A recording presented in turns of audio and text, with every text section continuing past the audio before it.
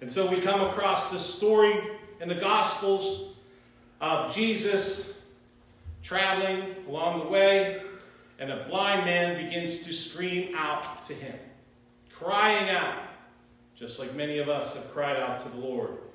Son of David, Jesus, Lord, have mercy on me. Lord, have mercy on me. Lord, have mercy on me. This is the great Kyrie Eleison prayer. And Kyrie is the Greek translation of the Hebrew word Yahweh.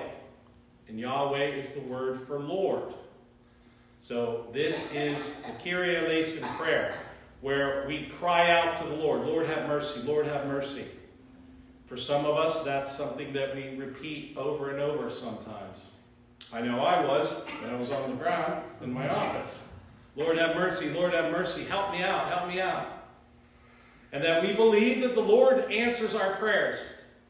And that I believe he did that day. And that in the same way, this blind man was crying out. And that the Lord turned around and said, it's your lucky day. It's your day of grace. Since you have had great faith, I'm going to heal you. And he heals him. So he had cried out, the Lord answered his prayers, and he was able to see, and then he begins to follow him. That's the most important thing, is that as soon as he gets what he asks for, right? That this is a part of our journey, is that we have to learn to ask for the right things, or the right blessings. And that last week, in the gospel stories, it talks about how the disciples, James and John, asked for the wrong thing.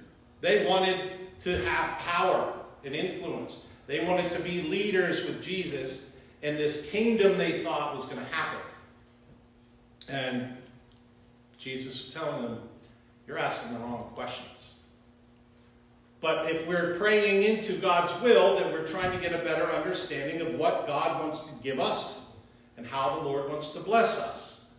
And sometimes the Lord wants to heal us of our afflictions. We believe in miracles. I've seen miracles so many times throughout my life, in the hospitals especially. And then I'm always amazed at who I run into in the hospitals, especially the nurses. I really have a deep respect for the nurses, because they took care of me last week. They were really loving and kind, and one of my friends was working there, and she was looking out for me. And my mom showed up, my fiance showed up, my nephew, and they were praying with me. So we all know that that's a great comfort, and that our faith can help us be connected with the healing power of the Lord, with the grace of the Lord.